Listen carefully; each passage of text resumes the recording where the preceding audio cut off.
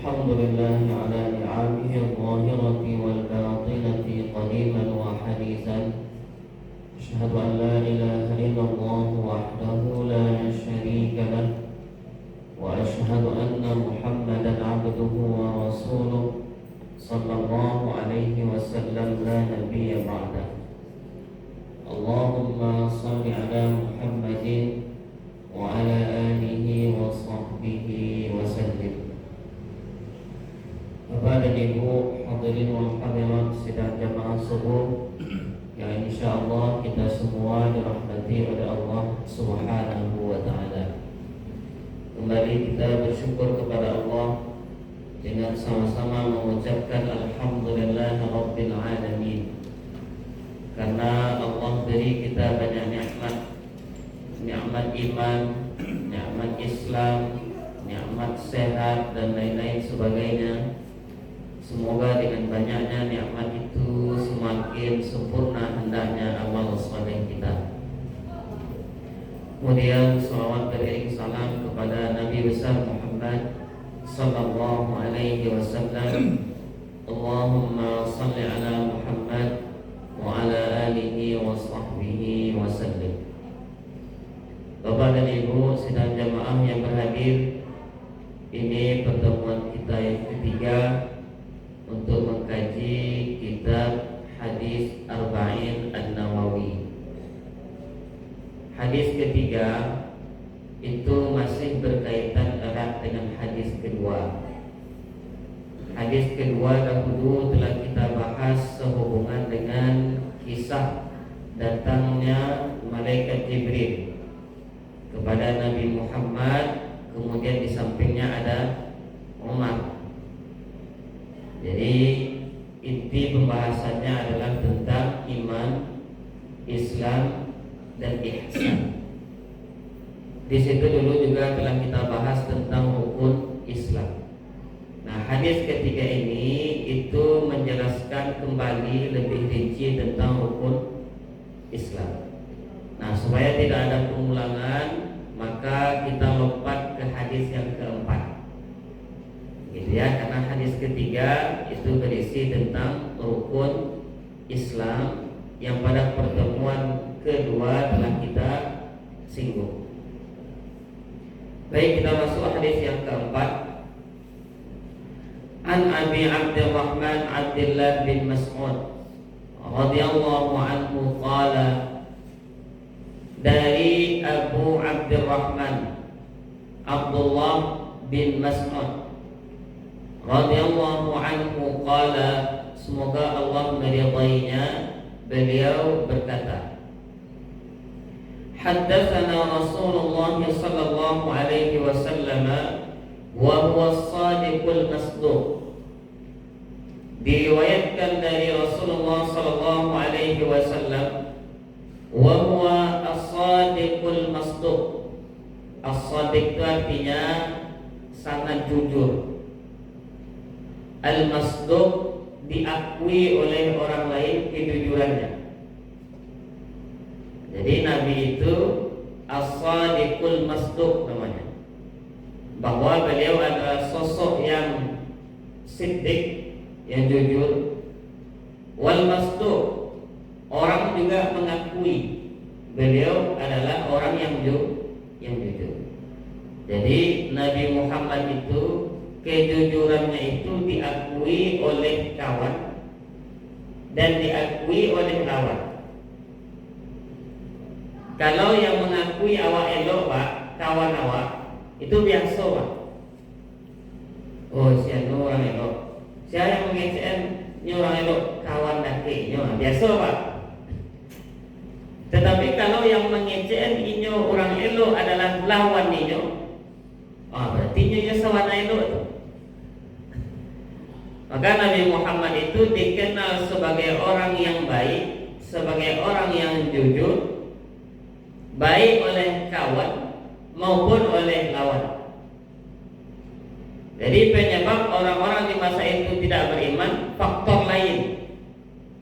Misalnya faktor takut kekuasaannya hilang. Nah, dan lain-lain sebagainya. Jadi Nabi itu wa huwa shadiqul Nabi Muhammad itu jujur, dan kejujurannya itu juga diakui oleh orang lain. Nah, gitu ya. Kemudian kita masuk kepada matan hadisnya. Inna ahadakum yujma'u khalquhu fi batni ummihi 40 yawman nutfah. Apa artinya? Sesungguhnya kita di dalam perut ibu kita itu 40 hari dalam bentuk nutfah. Nutfah itu bahasa medisnya adalah spermatozoa. Jadi bertemunya antara sperma dengan sel telur atau ovum namanya kalau dalam ilmu kesehatan. Barang namanya dalam bentuk nutfah itu 40 hari. Jadi 40 hari namanya dalam bentuk nutfah. Summa yakunu 'alaqah mithla dzalik. Kemudian 40 hari menjadi sesuatu yang menempel. Lah bertemu tadi sel sperma tadi itu dengan sel telur tadi itu, kemudian yang menempel di rahim ibu. Barapulo lamonyo menempel, lamonyo 40 hari pulo. Kemudian summa yakunu mudghah misla dzalik. Kemudian 40 hari kemudian mulai ada bentuk daging. Namanya mudghah. Summa yursalu ilaihi al-malak fayanfukhu fihi ar-ruh. Kemudian Allah utus malaikat. Kemudian setelah Allah utus malaikat, Allah perintahkan malaikat itu untuk meniupkan ruh ke dalam badan awak. Jadi beda apa? Cie dalam bentuk jasad, cie dalam bentuk ruh. Ya kan? Proses terbentuknya jasad awak itu di rahim ibu awak, itu yang zahir namanya, yang jadi badan awak ini. Iya. Tapi ada unsurnya cik lain, namanya roh. Maka awakku ada yang sifatnya jasad, itu pulangnya ke tanah. Karena jasad awakku kan dari tanah. Iya kan? Khuliqa Adam min turab. Adam itu diciptakan dari tanah. Otomatis awakku saudaranya juga dari tanah. Sebab awakku anak cucu Adam. Iya, ada bapaknya ibu yang tak anak cucu Adam. Awakku tak anak cucu Adam, nombor besar ada tak?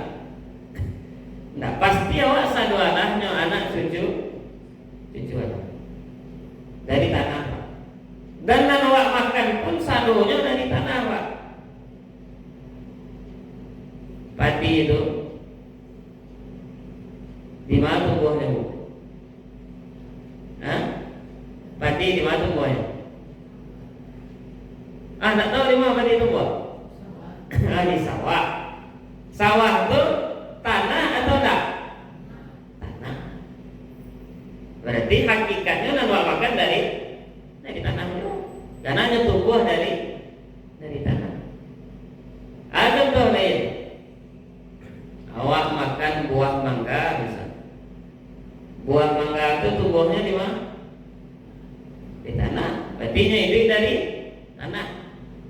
Berarti pada hakikatnya awak makan itu dari tanah. Walau ibu dan suku misalnya untuk gulai kambing misalnya. Ambo Pak Ustaz misalnya kan, walaupun umur dan lebih dan gulai kambing aku harus jadi kan. Kambing itu apa makan? Rumput kan? Rumput itu di mana tumbuhnya? Jadi pada hakikatnya awak makan itu dari tanah saudara. Sebab jasad awakku butuh lo sesuatu dari tanah. Karena awak temui dari tanah. Tetapi kan ada di dalam badan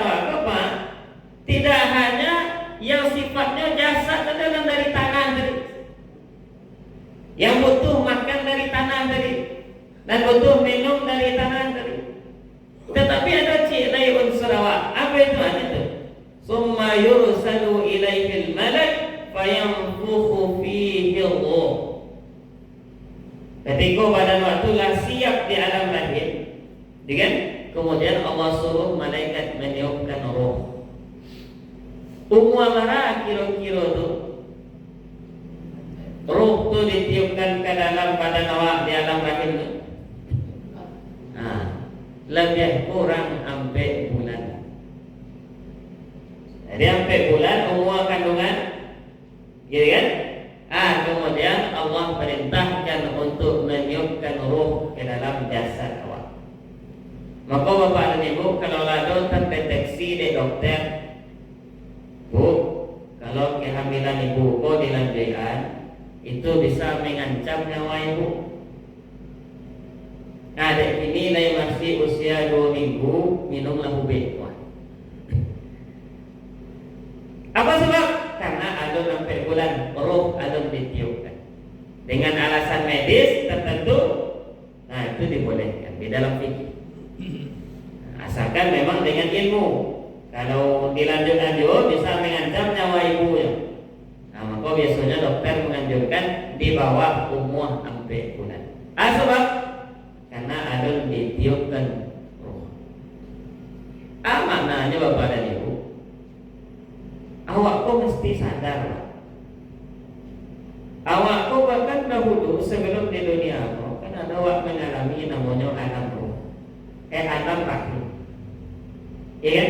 Sebelumnya awak di alam rahim. Sebelum di alam rahim awak namanya di alam roh. Sebelum itu di mana Pak Ibu? Sebelum di alam roh itu di mana Pak? Lihat kanan. Jadi Bapak dan Ibu, sebelum alam roh itu yang ada hanya zat Allah. Kalau alam diciptakan, kalau alam belum diciptakan, nggak ada Pak. Yang ada hanya zat Allah. Jadi, kemudianlah lewat alam roh Allah ciptakan, lewat alam rahim, lewat sampai di alam dunia. Maknanya karena dari mawa, kemudian dan kamaniu kamawa. Ibu-ibu, jawab apa? Di dunia aku lama atau sebentar? Sebentar ya. Yang lama di mana? Di akhirat. Layak gitu. Kini orang mempersiapkan untuk dunia, mana lebih semangat ketimbang untuk mempersiapkan untuk akhirat? Kata dia lah. Padahal awak yakin dunia itu sebentar. Tapi orang mau bertanggang siang malam dan lalu segala macam untuk mempersiapkan dunia saja Pak. Tapi itu jago suku siapa ya Pak? Sebab lemahnya iman. Lemahnya iman. Masih mungkin orang mempersiapkan hidupnya di dunia, ya kan? Bekola, lahabi tenago, lagae, gitu kan? Piti dan terkumpul pantangan banyak. Nggak lah makan dah. Ya kan? Piti lah banyak. Ketika piti lah banyak, pantangan tiba. Ya kan? Makan gulai tak boleh. Makan kacang-kacang tak boleh. Gitu kan? Makan daging tak boleh. Tak bolehnya buah. Jadi Bapak dan Ibu, karena dari awak dan akan kama awak. Ya kan? Itu katamu. Jadi lah ditiupkan roh. Berarti dalam badan awak ini itu ada 2 unsur. Pertama yang sifatnya jasad, yang kedua yang sifatnya roh. Dan kedua-duanya butuh makan Pak. Tadi persoalan jasad dari terangkan Pak, makannya yang bersumber dari tanah. Nah, adapun roh, rohani Pak, makannya Pak. Makannya Pak. mendengar kajian Pak, itu makan bagi rohani awak. Sholat wali kami sehari semalam itu makan bagi rohani awak. Jadi Bapak dan Ibu, awak rajin menjaga makan siang malam 3 kali sehari semalam, dijago mana, gitu kan, nak diminum, nak dimakan. Tetapi lupa lagi yang makan rohani Pak. Ya kan? Makanya kalau rohani tak dia makan, karyang Pak. Ya kan? Yang dia kasih karyang tak terasa manginnya iman di dalam dada Pak. Jadi yang perlu kedua-duanya dia makan. Maka kini kau saja magiah makan rohani. Iya kan? Makanya kadang ada orang yang tahu siapa namanya santapan. Santapan rohani. Santapan itu kan makan orang Pak. Iya kan? Maksudnya rupanya rohani aku perlu lagi makan. Mendengar kajian kini kau atau namanya magiah makan rohani. Maka apa-apa dia ibu nanti semangat mendengar kajian, berarti rohaninya saja itu. Kalau anda tak pernah dia makan rohaninya Pak, maka mati rohaninya itu Pak. Maka mati rohani itu tak terasa iman di dalam Pak. Khatamallahu ala qulubihim wa ala sam'ihim wa ala absarihim ghishawatu wa lahum 'adzabun adzim. Allah tutup hati mereka. Ya, karena Nabi sorakkan di pengurus awak kajian disuap. Ya, cuma tak didengarkan. Lama-lama itu nyalai diumumkannya di pengurus, cuma tak terangkan lagi. Nyalai terangkan tapi tak nyambung lagi. Masuk telinga suwo. Kalau ada suwo ni, kalau lagi masuk suwo keluar kita, mungkin ada singgah-singgah kat tete ni kan. Tapi kalau dah masuk suwo keluar dari suwo boleh. Menyambung juga keluar kan. Khatamallahu ala qulubihim wa ala sam'ihim. Allah tutup pendengaran mereka. Wa ala absarihim, dan Allah tutup penglihatan mereka. Gitu ya. Maka kalau nampak orang ibu pakai mukena kan, lalu di muka rumahnya misalnya kan, hanya cuek kan. Karena lainnya sampainya, kamu bu Mas Haji, Mas Haji ibu ni, ini tak ada pesan mereka. Seharusnya ini juga harus kamu Mas Haji. Itu barangnya tiap hari menjadi orang kamu saja, tapi penglihatannya sudah Allah tutup. Jadi Bapak dan Ibu, kalau lah dia tempe puluh mau apa? Kalau juga Mas Haji Pak, atau juga payah Pak. Sebab karena lah hampir 10 tahun tak pernah menginjak Mas Haji Pak, tak pernah masuk ke dalam Mas Haji. Kan Bapak Minang itu ketek daraja gadang telobo. Kalau lagi tidak terlalu pandai. Tapi kalau sampai kedua umur Pak, ada jual lagi kamar haji, itulah gak payah. Itu doa kita banyak. Karena kalau lagi yang sehat mana, merah itu juga apa? Iya, kalau lagi waktu kita dari jauh, merah dia bawa. Maka butuh kesadaran masing-masing. Yang hidayah tentu tetap ada. Ya. Kemudian ini penting. Wa yu'mamu bi arba'i kalimat. Ketika di alam rahim itu Allah tetapkan untuk awak sampai perkara. Berapa perkara? Sampai. Pertama, yang bikat bi rizqihi. Allah tetapkan rasa kina. Ya kan? Maka dia camehna persoalan rezeki Pak. Kadang ada orang takui mana dia tak dapat rezeki pokoknya. Padahal Allah jamin rezeki awak. Ibu tahu dia cacak? Cicak tahu Pak? Cicak itu apa kan? Nyamuk. Kalau cicak itu di mana ini? Dia diam. Kalau nyamuk itu tabang kan? Cicak tadi kau lepas dia tabang? Tak. Lemana nggak berita cicak mati kelaparan tak dapat nyamuk. Ambo cicak banyak aja jatuh di masjid itu bosan, itu yang batu. Nampaknya dia nyamuk lah tak jarang ini adalah. Nah. Allah tetap ambil rezeki nyamuk apa? Walaupun makanannya bisa tabang. Jadi di alam rahim itu Allah telah tuliskan untuk kita rasa kiawa. Dan sampai yang apa? Rasa ki ayam itu tak akan dimakan dengan musang. Walaupun musang itu pandai makan ayam Pak. Tapi yang ateh namu rasa kiawa, nya kan kawaknya Pak. Tapi kalau tak rasa kiawa, mau dia mana awak bakure? Nak dapat awak tak? Asal bikat bi rizqihi. Di alam roh Allah telah tetapkan untuk dia rezeki. Dan orang tak akan meninggal ya Pak, kecuali telah Allah cukupkan rezekinya yang telah Allah tuliskan untuk dia. Gitu. Nah, jadi Bapak dan Ibu, yang pertama yang telah Allah tetapkan di alam roh itu bikat bi rizki, rezeki. Yang kedua, wa ajalihi. Allah juga telah tetapkan bilanya meninggal.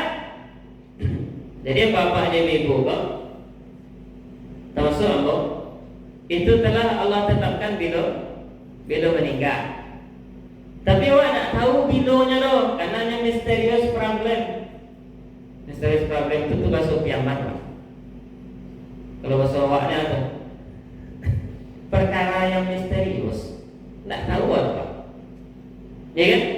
Bila terjadinya kematian itu tak tahu apa. Boleh jadi apa-apa ada ibu dahulu, ambo kemudian, atau ambo kemudian apa-apa ada ibu dahulu. Anda tak tahu. Yang maha tahu adalah Allah Subhanahu wa ta'ala. Karena jawab mempersiapkan diri saja. Sebaik kematian itu berita sedih atau berita gembira Pak? Hah? Bapak, sedih atau gembira? Bagi contoh saja. Kalau awak ingin berserobok dengan orang yang dicintai, lalamu wa rindu dengan orang yang dicintai, kemudian suatu saat bertemu dengan orang yang dicintai, sedih atau bahagia Pak? Hah? Bahagia. Apa dia boleh cinta aja Allah? Cinta atau tak? Kemudian bertemu dengan Allah, sedih atau bahagia? Berarti kematian itu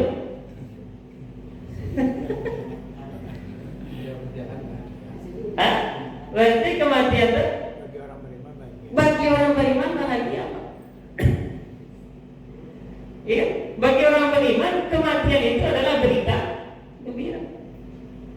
Maka banyak para ulama Pak yang dahulu ketika nanti akan meninggal itu menangis keluarganya, perangnya Pak.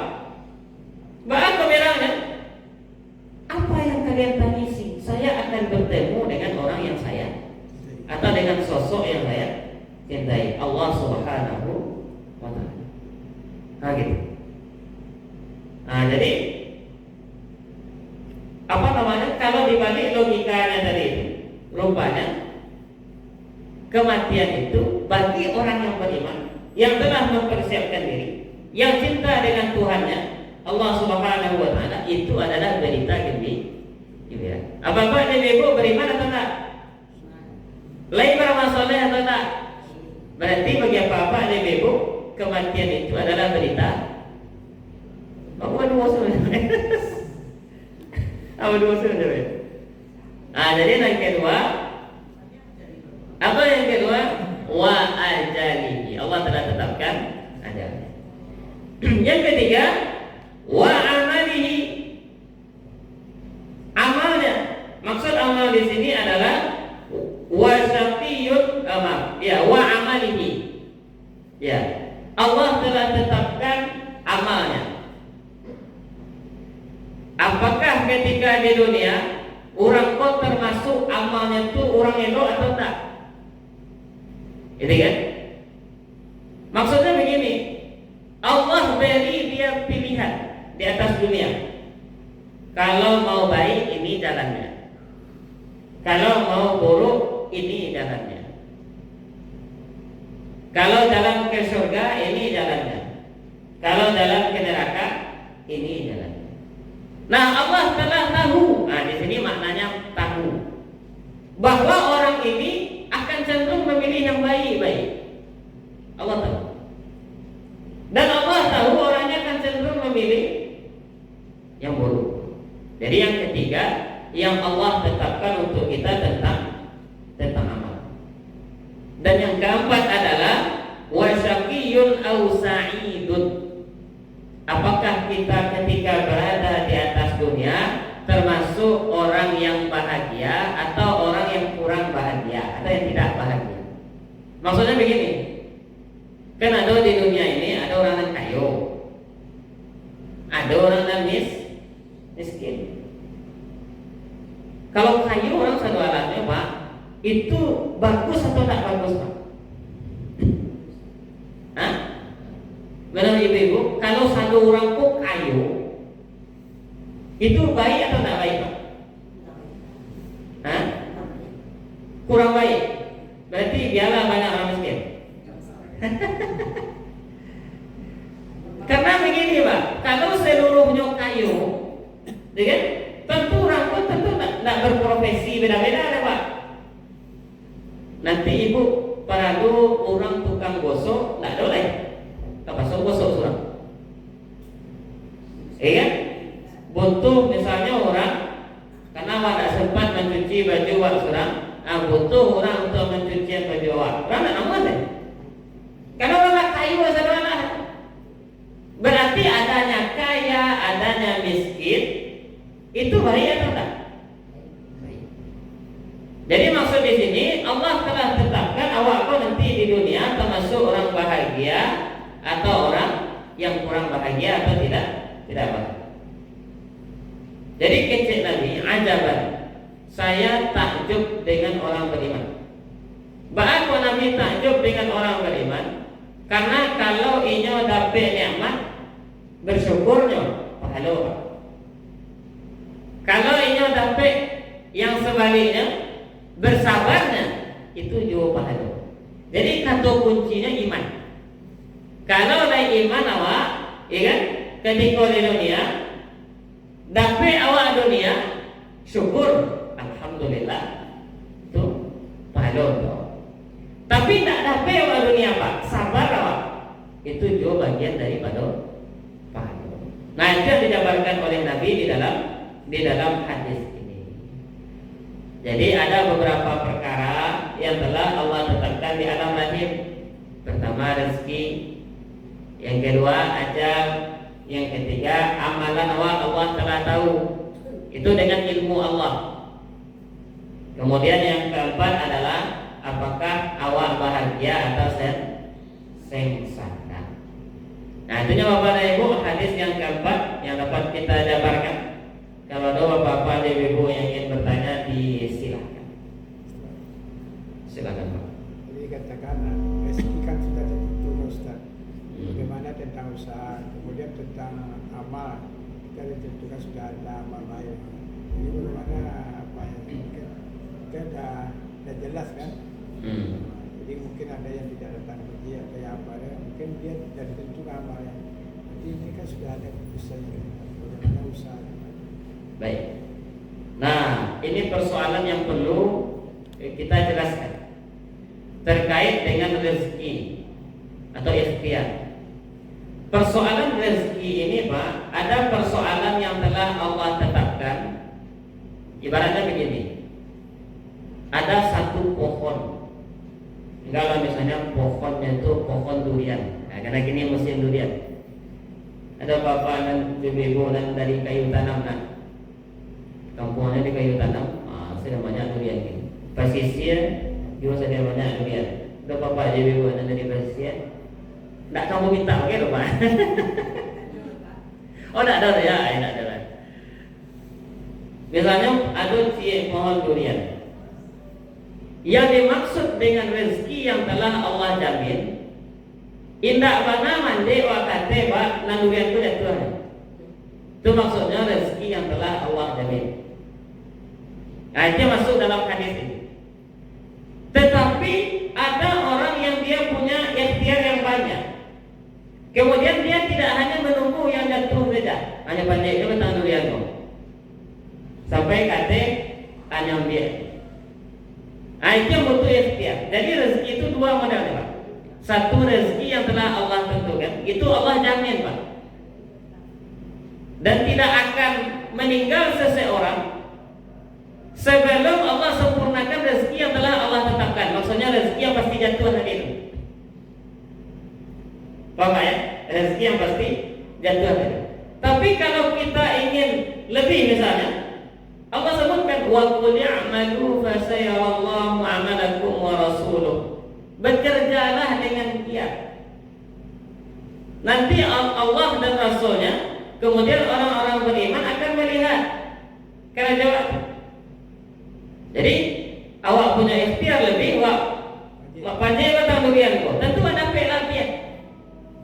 Nah, itu persoalan rezeki. Persoalan amal yang di dalam ini maksudnya begini. Ini dalam persoalan iman sebetulnya. Kan rukun iman yang keenam itu kan iman kepada kadar baik dan kadar. Maksudnya begini. Apakah Allah Maha tahu? Mau tanya dulu. Apakah Allah Maha tahu enggak Bapak Ibu? Tahu ya? Allah tahu enggak hari ini kita akan ada kajian? Tahunya saja bilo.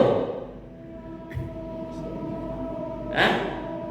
Apakah baru tahu Allah atau sudah tahu jauh sebelumnya? Oh, jauh.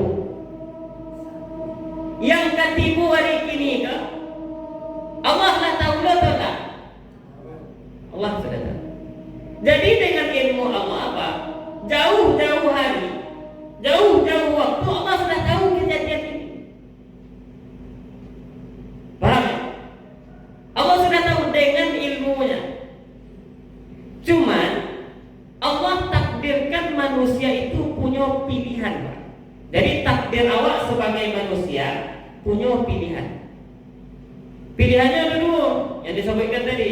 Kalau ingin ke surga, ikut jalan. Kalau ke neraka, ikut jalan. Takdir awak bagi Allah, Allah takdirkan awak punya pilihan. Makanya yang awak pilih itu awak karena konsekuensi, bukan karena sengaja misalnya Allah masukkan ke dalam neraka. Bukan itu maksudnya, Pak. Atau Allah pilih aku surga, aku masuk ke dalam neraka. Nah gitu, Pak. Karena takdir kita sebagai manusia adalah bisa memilih. Jadi konsekuensi awak itu karena pilihan awak. Karena pilihan awak. Tetapi Allah dengan ilmunya, apakah Allah tidak tahu pilihan awak? Nah gitu. Tapi ini dalam ilmu akidah. Jangan terlalu dipikirkan, karena syaitan itu dia bermainnya di ranah takdir itu, Pak. Kalau agak bertambah dalam ilmu awak, nah syaitan itu yang bermain di ranah takdir itu. Nah jadi pahami saja bahwa kita sebagai manusia itu Allah takdirkan bisa memilih. Bisa memilih nan elok, bisa memilih nan buruk. Makanya Wak disebut mukallaf tu kalau lah balik, Pak. Awak tu kan kena hukum kalau lah balik. Kalau ada misalnya anak-anaknya meninggal, banyak kesalahannya. Masuk surga atau masuk neraka? Masuk surga karena dia mukallaf walaupun yang mati, Pak. Iya kan? Tapi dia tetap masuk. Walaupun dia orang tuanya non muslim, Pak. Orang tuanya non muslim, tapi anak tu meninggal alun balik. Di mana tempatnya? Surga. Karena nyalon balik. Nyalon ada pilihan. Nyalon ada pilihan. Karena setiap bayi yang lahir itu pada hakikatnya dia muslim. Nah, gitu. Jadi pahami bahwa awakku sebagai manusia telah Allah takdirkan bisa bisa memilih. Maka itu Allah beri konsekuensi karena pilihan awak Maka Bapak dan Ibu, banyak minta kepada Allah agar selalu Allah mantapkan hati kita dalam iman. Sabbit qulubana ala dinik. Ya Allah, tetapkanlah hatiku dalam agamamu. Nah gitu.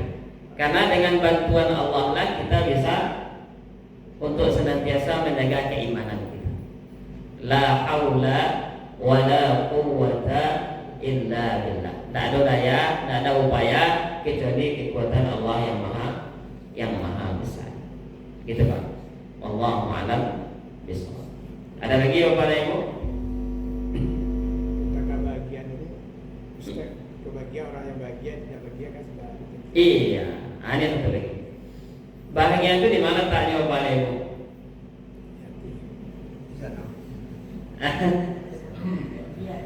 Bahagia itu di mana letaknya? Nah, itu letak adilnya Allah. Cuma secara zahir nampak dewa orang ko bapiti, orang ko nak bapiti, orang ko berpangkat, orang ko nak berpangkat. Cuman Allah maha adilnya di sini Pak. Itu secara zahirnya nampak dewa oleh itu takanannya di dunia. Karena kalau seluruhnya jadi presiden Pak, walau caranya, tuh ayah jadi pimpinnya dari presiden. Tak ada pemerintahan. Seluruhnya dari kepala misalnya kan, atau tuh saya yang dipimpin oleh kepala. Tatanan dari itulah zahirnya begitu. Nah, Allah telah tetapkan.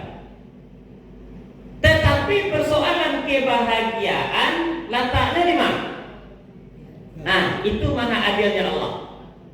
Walaupun tatanan beda-beda tadi, cuman Allah maha adil. Allah letakkan kebahagiaan bukan pada tatanan yang berbeda-beda tadi itu. Allah letakkan kebahagiaan letaknya di hati. Allah bisa membuat orang miskin bahagia tanpa magianya piti. Aku dulu ketika ketik-ketik itu amak-amak di sawah tuh. Kan jam zuhur itu kan mampu namanya siang, rantang. Nah, bawa rantang untuk udahnya nak sawah. Sambalnya apa? Sambal do. Tahuang. Gulai jadiang. Atau goreng jadiang. Itu apa luah makanan itu Pak. Pada sambal biasa deh. Galak lama Pak. Apa saya lihat pagi-pagi di kampung Ambon itu ada kebiasaan siap subuh itu balapau Pak. Siap subuh itu bayi balapau namanya. No kopi, no goreng. Kopi itu berapa? Ya benar setengah itu kalau orang gue gini nggak 3.000 kan? Nggak 3.000. Kalau dulu tentu lebih murah deh. Goreng pisang udah nggak pula 2.000, 5.000 Pak. Tapi galak orang di lapau itu Pak. Tatahan galaknya atau lapeh galaknya? Padahal lanjut ibunya Pak. Lanjut ibu. Jadi Allah bisa membuat orang yang miskin bahagia tanpa bahagianya harap Pak. Dan Allah bisa membuat orang kaya sengsara tanpa mambi harap Tuhan.